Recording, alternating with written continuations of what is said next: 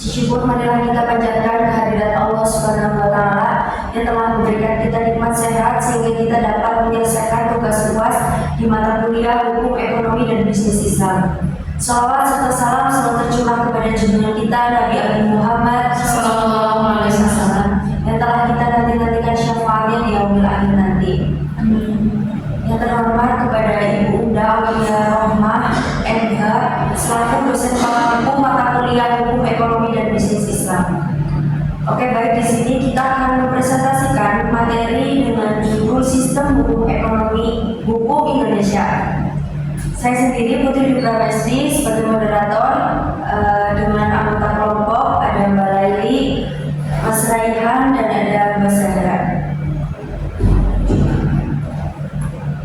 Yang pertama di bab 1 pendahuluan ada latar belakang. Indonesia merupakan negara hukum sebagaimana ditegaskan dalam pasal 1 ayat 3 Undang-Undang Dasar Negara Republik Indonesia tahun 1945. Sebagai negara hukum, segala aspek kehidupan bermasyarakat, berbangsa, dan bernegara harus didasarkan pada hukum yang berlaku. Keberadaan sistem hukum sangat penting untuk menciptakan ketertiban, keadilan, kepastian hukum, serta melindungi hak dan kewajiban setiap warga negara. Hukum Indonesia memiliki karakteristik yang khas karena terbentuk dari perpaduan berbagai sistem hukum Indonesia, yaitu hukum adat, hukum Islam, dan hukum Barat yang diwariskan pada masa kolonial Belanda.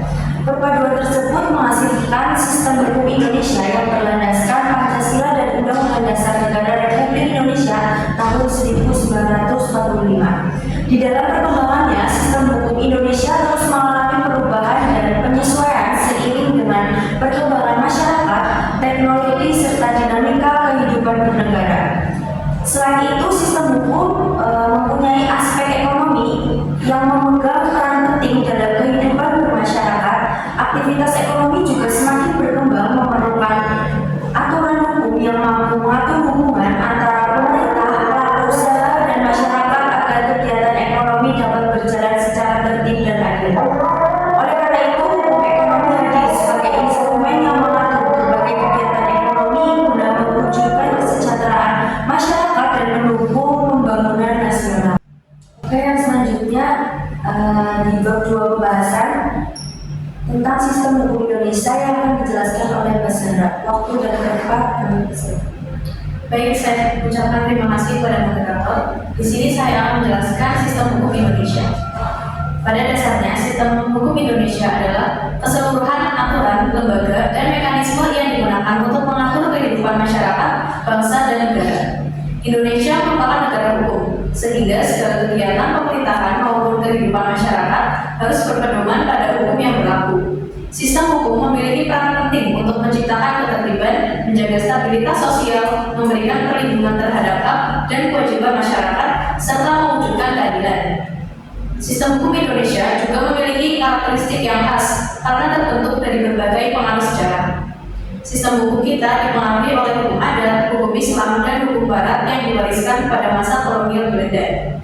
Ketiga sumber hukum tersebut kemudian disesuaikan dengan nilai-nilai Pancasila dan Undang-Undang Dasar 1945, sehingga membentuk sistem hukum nasional yang berlaku hingga sekarang. Selanjutnya, saya akan menjelaskan mengenai pengertian sistem hukum Indonesia. Sistem hukum adalah suatu kesatuan yang terdiri atas aturan, lembaga, dan mekanisme yang saling berkaitan untuk mengatur kehidupan masyarakat. Jadi, hukum tidak hanya berupa peraturan tertulis, tetapi juga mencakup lembaga yang menjalankan hukum serta masyarakat yang mematuhinya. Dalam konteks Indonesia, sistem hukum Indonesia merupakan seluruh aturan hukum, lembaga hukum, dan proses penegakan hukum yang berlaku di wilayah Indonesia. Sistem hukum ini berlandaskan Pancasila dan Undang-Undang Dasar 1945 sebagai dasar pembentukan hukum nasional. Menurut Lawrence M. Friedman, sistem hukum terdiri atas 3 unsur utama, yaitu struktur hukum, substansi hukum, dan budaya hukum. Unsur-unsur sistem hukum. Unsur yang pertama adalah struktur hukum atau legal structure. Struktur hukum merupakan lembaga yang bertugas membuat, menerapkan, dan menegakkan hukum seperti kepolisian, kejaksaan, pengadilan, mahkamah agung, dan mahkamah konstitusi. Unsur kedua adalah substansi Substansi hukum atau legal substance. Substansi hukum berupa seluruh aturan dan norma hukum yang berlaku, seperti undang-undang, peraturan pemerintah, dan peraturan daerah. Unsur ketiga adalah budaya hukum atau legal culture. Budaya hukum berkaitan dengan sikap, kesadaran, dan kepatuhan masyarakat terhadap hukum. Semakin tinggi kesadaran hukum masyarakat, maka penegakan hukum akan semakin efektif. Tujuan sistem hukum yaitu menciptakan ketertiban dalam masyarakat, memberikan kepastian hukum, mewujudkan keadilan, melindungi hak dan kepentingan masyarakat, menjaga keamanan dan stabilitas negara, serta memberikan manfaat bagi masyarakat secara luas. Kemudian sejarah perkembangan sistem hukum Indonesia. Perkembangan sistem hukum Indonesia dapat dibagi menjadi 4 periode. Pertama, pada masa kerajaan. Pada masa ini, masyarakat Nusantara menggunakan hukum adat yang berasal dari kebiasaan dan tradisi yang hidup di masyarakat. Selain itu, hukum juga dipengaruhi oleh agama Hindu-Buddha dan kemudian Islam. Karena itu, hukum yang berlaku merupakan perpaduan antara hukum adat dan hukum agama. Kedua, masa kolonial Belanda. Pada masa ini, Belanda memperkenalkan sistem hukum Eropa yang didasarkan pada hukum Belanda. Pemerintah kolonial membagi penduduk ke dalam beberapa golongan yang masing-masing tunduk pada aturan hukum yang berbeda. Belanda juga memperkenalkan berbagai kodifikasi hukum, seperti KUH Perdata, KUH Dagang, dan KUHP yang pengaruhnya masih terasa hingga saat ini. Ketiga, masa kemerdekaan.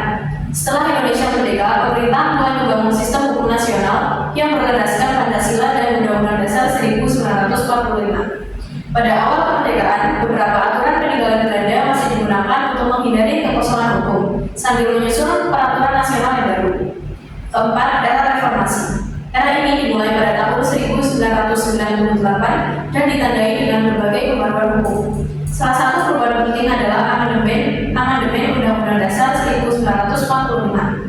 Selain itu, dibentuk lembaga baru seperti Mahkamah Konstitusi dan Komisi Yudisial untuk memperkuat prinsip negara hukum dan demokrasi di Indonesia. Mungkin segitu saja yang dapat saya sampaikan. Selanjutnya saya kembalikan kepada moderator. Oke, terima kasih Mbak Sandra atas penjelasannya.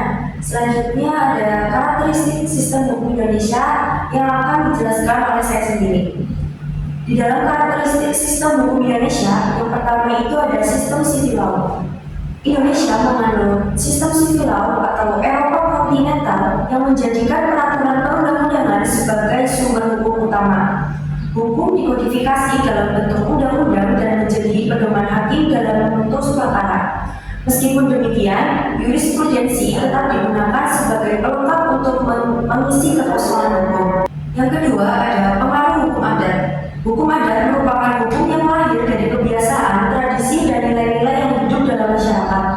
Walaupun sebagian besar tidak tertulis, hukum adat tetap diakui dan memiliki peran penting dalam sistem hukum Indonesia, terutama dalam mengatur kehidupan masyarakat adat dan pemerintahan desa adat. Yang ketiga ada pengaruh hukum Islam. Hukum Islam menjadi salah satu sumber pembentukan hukum nasional, khususnya dalam bidang perkawinan, waris, dan peradilan agama. Keberadaannya diakui oleh negara dan berkontribusi dalam mewujudkan keadilan, kepastian hukum, serta kesejahteraan masyarakat sesuai nilai-nilai Islam dalam Pancasila. Yang terakhir ada Pancasila sebagai sumber dari segala sumber hukum. Pancasila merupakan dasar dan landasan filosofis seluruh sistem hukum Indonesia. Setiap peraturan perundang-undangan harus sesuai dengan nilai-nilai Pancasila, yaitu ketuhanan, kemanusiaan, persatuan, kerakyatan, dan keadilan sosial. Pancasila menjadi pedoman dalam pembentukan, penerapan, dan pengembangan hukum nasional. Selanjutnya ada sumber-sumber hukum ekonomi yang akan dijelaskan oleh Mbak Randi. Ya, terima kasih moderator atas waktunya. Di sini saya akan menjelaskan pengertian hukum ekonomi. Secara etimologis, ekonomi berasal dari bahasa Yunani oikos yang berarti rumah tangga dan nomos yang berarti aturan. Ekonomi merupakan ilmu yang mempelajari cara mengelola kebutuhan hidup manusia. Hukum ekonomi adalah seperangkat aturan yang mengatur berbagai kegiatan ekonomi dalam masyarakat seperti produksi, distribusi, dan konsumsi. Hukum ekonomi berfungsi menciptakan ketertiban, kepastian hukum, serta melindungi kepentingan masyarakat dan pelaku usaha dalam menjalankan aktivitas ekonomi. Yang kedua, ruang lingkup hukum ekonomi.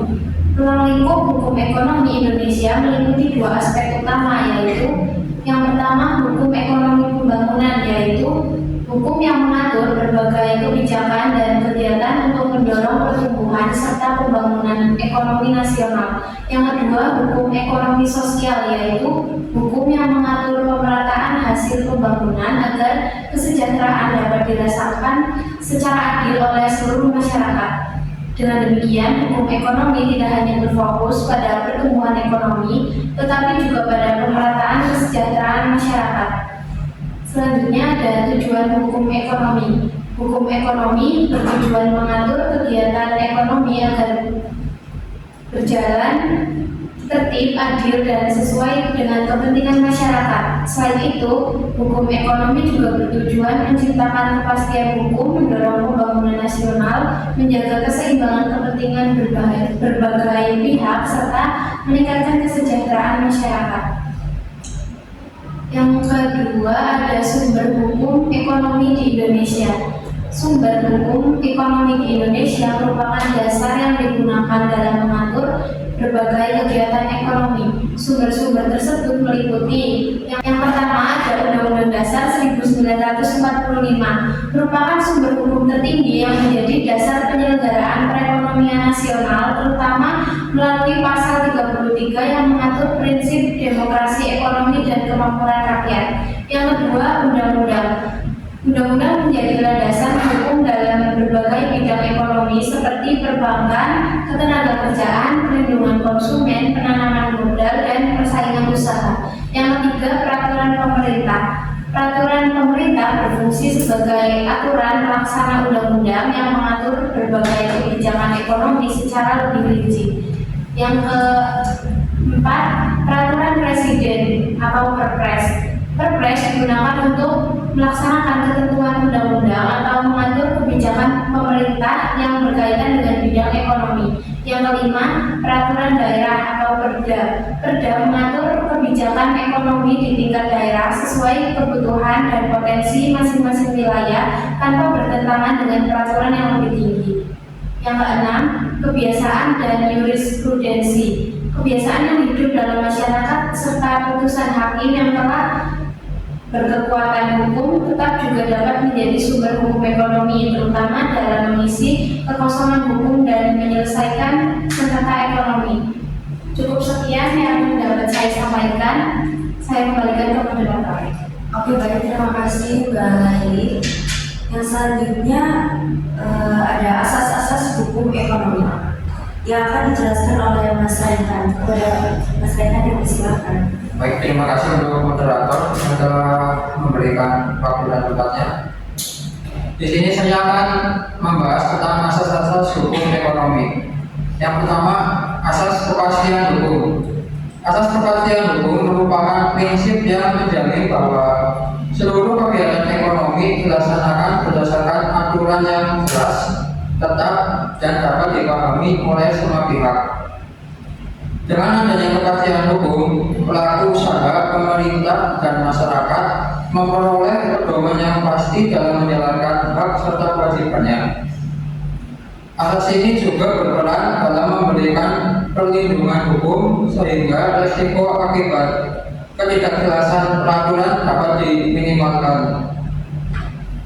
Yang kedua adalah asas keadilan. Asas keadilan menekankan bahwa kegiatan ekonomi harus memberikan manfaat yang merata kepada seluruh lapisan masyarakat. Hukum ekonomi tidak hanya bertujuan mendorong pertumbuhan ekonomi, tetapi juga memastikan hasil pembangunan dapat dinikmati secara adil oleh masyarakat. Dengan demikian, asas ini berfungsi untuk mengurangi kesenjangan ekonomi dan menciptakan pemerataan kesejahteraan. Yang ketiga, asas kemanfaatan. Asas kemanfaatan mengandung pengertian bahwa hukum harus mampu memberikan manfaat nyata bagi masyarakat. Dalam hukum ekonomi, setiap aturan dan kebijakan tidak hanya ditujukan untuk menciptakan kepastian hukum, tapi juga harus memberikan dampak positif terhadap peningkatan kesejahteraan masyarakat dan pembangunan ekonomi nasional. Keempat, asas keseimbangan. Asas keseimbangan menuntut adanya kelarasan antara berbagai kepentingan dalam kehidupan ekonomi, baik kepentingan negara, masyarakat maupun individu. Dalam penerapannya, hukum ekonomi berupaya menciptakan hubungan yang harmonis antara kepentingan pribadi dan kepentingan umum, sehingga tidak terjadi dominasi salah satu pihak. Yang terakhir, asas kebebasan berkontrak. Asas kebebasan berkontrak memberikan hak kepada para pihak untuk membuat dan menentukan isi perjanjian berdasarkan kesepakatan bersama. Dalam bidang ekonomi, asas ini memungkinkan pelaku usaha maupun individu mengatur hubungan hukum mereka secara mandiri sesuai dengan kebutuhan dan kepentingan masing-masing. Dan berikutnya adalah kesimpulan dan saran. Kesimpulan, sistem hukum Indonesia merupakan suatu kesatuan yang terdiri atas berbagai unsur yang saling berkaitan, yaitu struktur hukum, substansi hukum, dan budaya hukum. Sistem hukum Indonesia berkembang melalui proses sejarah yang panjang, melalui dari masa kerajaan yang dipengaruhi hukum adat dan hukum agama, masa kolonial Belanda yang memperkenalkan sistem hukum Eropa, masa kemerdekaan yang berupaya membangun hukum nasional, hingga era reformasi yang ditandai dengan berbagai pembaruan hukum dan penguatan prinsip negara hukum. Dalam perkembangannya, sistem hukum Indonesia juga memiliki karakteristik berupa pengaruh sistem civil law, hukum adat, hukum Islam, serta Pancasila sebagai sumber dari segala sumber hukum. Dan saran sebagai bagian dari masyarakat dan generasi muda, mahasiswa perlu meningkatkan pemahaman mengenai sistem hukum Indonesia dan hukum ekonomi agar mampu memahami hak dan kewajiban yang dimiliki dalam kehidupan bermasyarakat maupun individu. Selain itu, diperlukan kesadaran untuk memenuhi peraturan hukum yang berlaku serta mendukung terciptanya budaya hukum yang baik di lingkungan sekitar. Demikian yang dapat saya sampaikan. Saya kembalikan ke moderator. Oke, baik, terima kasih Mas Raihan. Mungkin itu saja yang bisa kita sampaikan. Kurang lebihnya mohon maaf, karena kesempurnaan hanya milik Allah, kekurangan milik kita. Wassalamualaikum warahmatullahi wabarakatuh.